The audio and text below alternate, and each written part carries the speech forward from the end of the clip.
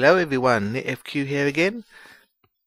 Today I thought we'd do some mining, and I was just going to show you exactly how I go about doing it, how I go about setting myself up, and how we begin mining.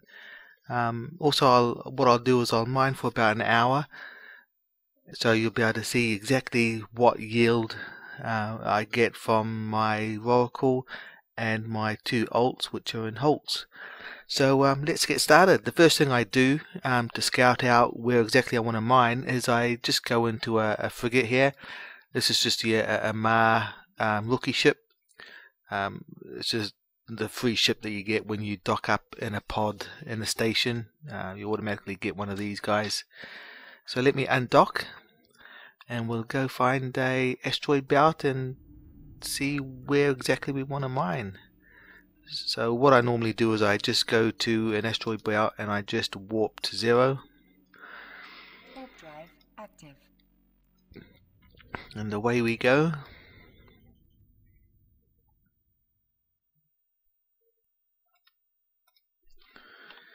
Make sure I have my intel map up, just to make sure that no bad guys are coming.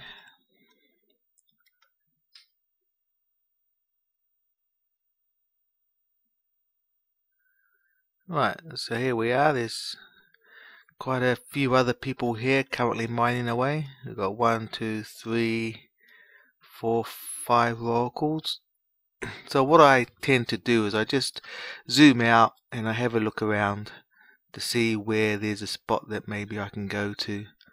So the only thing that really stands out at the moment is this rock up here.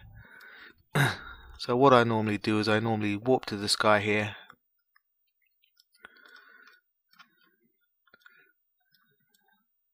It's this one here, isn't it? Just go up to it, get as close as possible, and then I change my overview to mining. And let's just see what we have here. So someone's providing boosts.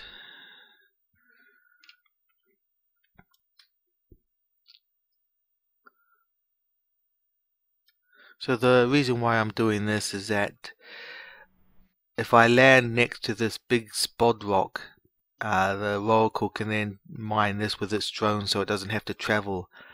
But I've also got two Hulks, so I'm not going to be mining the same rock with my Hulks as I do with my Rorqual. They'll be mining asteroids further out. So what I like doing is I like going up to the rock that I intend to plant my Rorqual and just have a look what other rocks are available nearby. Now with the two Hulks that I've got and the boost from the Rorqual, I can mine up to a 47 kilometer radius. So as you can see, that's the furthest rock that my Hulks would be able to get to. So looking at here, there's a Crocite, Nice, Bistot. Okay, so not terribly impressed. I mean, if you look down there, there's these rocks here, which are the other sides of the actual belt there, which isn't that great. That one's way down there. Oh, some more Hulks coming. Bistot, that's way over there. Okay, so not much we can do really around here. I mean, it's getting a bit too full at the moment. Too many people. So I think this is going to be the best spot. And then what we've got is we've got some spod nearby. We've got Bistot we can get to over there that no one else is currently mining yet, which is fantastic. So we'll be able to grab that one. Rorqual, again, no one's mining that, so we'll be able to grab that. Nice, yeah, we've got lots of Nice around the place as well, and this one as well, no one's mining that. Yeah, okay, so we'll use this rock here. This is fine. So what I normally do is I just bookmark that rock, and then I walk back to my Warp drive station active. where my Rorqual's at. Turn the afterburn off. Oh, it's already done it.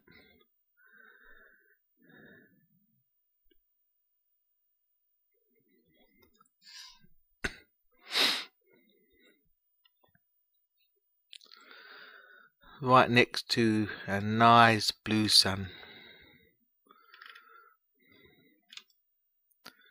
Very, very large. Docking request accepted.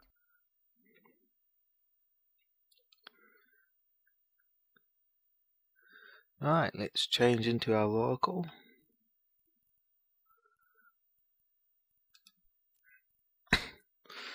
Which is this guy here. Right, and because this is a test, what I'll do is I'll just take all the stuff out. I'll stick it in my my item hanger, just so we're starting from zero. Got a full tank of heavy water, nothing in the fleet hangar, nothing in the maintenance bay, excavator drones in the drone bay, my mobile depot, cap charges, heavy water just in case we want to top up, ozone to light the cyno if I get caught, and of course to another shield command burst module there just in case I get ganked. As you can see here, the fit is slightly different now, so if I get ganked I'll just take one of these out and then I'll put another shield command burst in there. Also too, I've got a shockwave charge smart bomb. I also have a heavy energy NETFQ. Oh, I can't pronounce that. It basically drains the targeted ship's capacitor and transfers it to yours. You've got your industry core 2 as well. For the mid slots, I've got a P-type adaptive vulnerability field. I've got an X-type EM ward field. I have 2 X-type shield boost amplifiers. I have 2 capital capacitor booster 2s with 3200 charges, and I've got a Concord I should say, capital shield booster. So this is pretty tanky ship. If I do get ganked, it's going to take quite a while for people to actually kill me. So that's all good. So let's start. So let's just undock.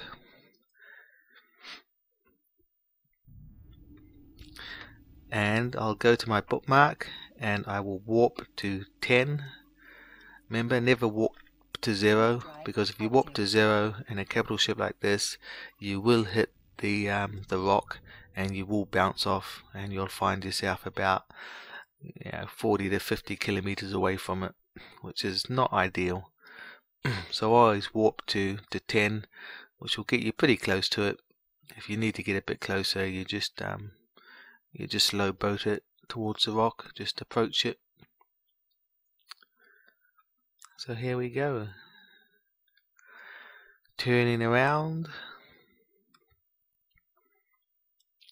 Yeah, I normally hide these two over here, the cyno generator and the pulse activated nexus invulnerability core, the panic button. I don't want to press these apps accidentally, because that would be quite bad, so I keep them hidden by the drone window. Alright, let's go. We are in warp.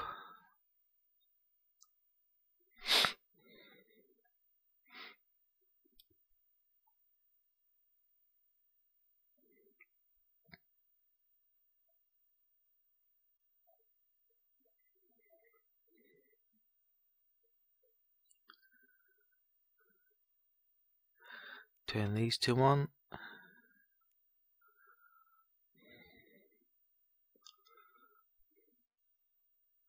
Right, and we are approaching our rock, which is this guy here. And as you can see, even though I warped to 10, we are now pretty much exactly where we want to be, which is fantastic.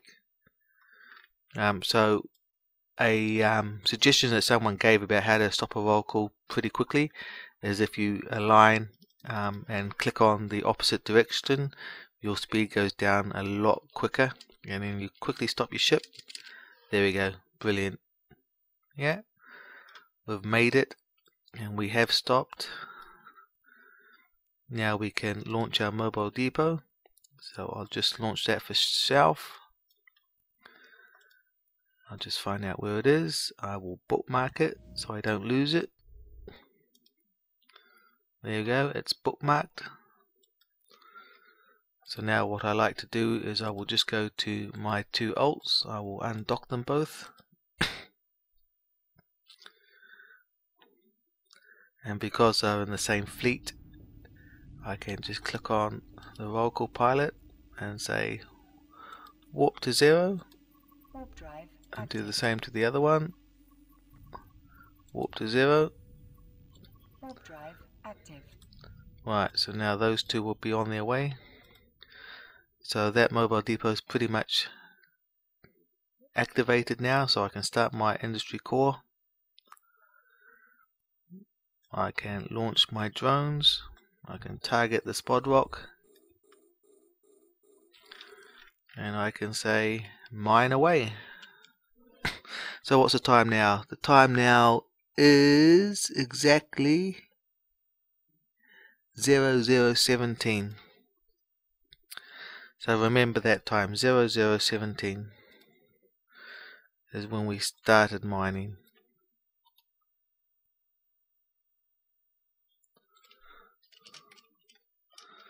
Zero zero 17.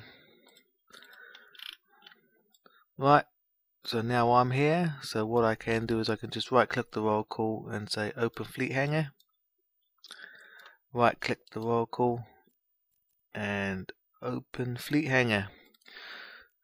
So now what we can do is we can just find out the spod rocks that are oh sorry, I'm not saying the spod rocks, the rocks that we want to mine which are close by. So let's just mine this crocite. Oh, let's just first turn on the foreman boosts so we can get to that range. And for this guy, I think we'll mine that bistot that we saw. Oh, not the name, sorry. Let's just do this. Where's that bistot? There it is. Right on the max range, which we can't get to. So if I just approach it very slowly, not losing sight of the Rorqual. Make sure the fleet hangar for the Rorqual is still open. I think that should do it. There we go. Right, stop the ship. Right, so now we're mining bistot in that one. We're mining Rorqual. Crocite in this one, and spod in my Rorqual. So the other thing I always do is just highlight the spod rock, launch mining drones, Tech 2 mining drones, and just mine the same spod rock as Rorqual, just for that extra bit of minerals that we get in. Okay, launch the mining drones and mine away. So there we go. That is it. Bistot, crocite, and spod. So that's it. So what I'll do is, this is how I normally do it, and I can open the MTU. Oh, not the MTU. Sorry, the mobile depot. Just so I've got that in my overview here, so I can quickly click on it to put my drones in if any bad guys come into system. So this is my setup. This is what I do. So what I'll do is I'll fast forward this a bit, and I'll come back in an hour, and we'll see how much ore we've received, we've mined. So yeah, see you in a bit.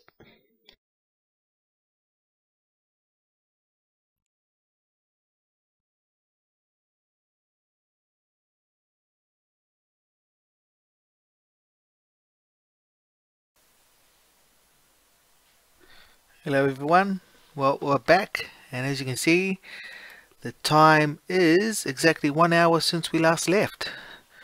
So what I will do is I will just stop my other ships and just transfer the remaining ore that they have. So let me just quickly do that now, just so we're at 0, so we know exactly how much ore we've got. Okay, so here we go. So we'll just transfer the last bit of ore into the ore hold. We'll stop these guys mining as well. Just wait for these guys to return.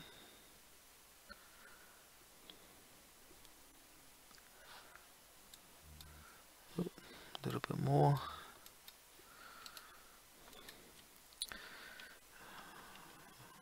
Come on, drones. They are very, very slowly coming. 2 more, 1 more.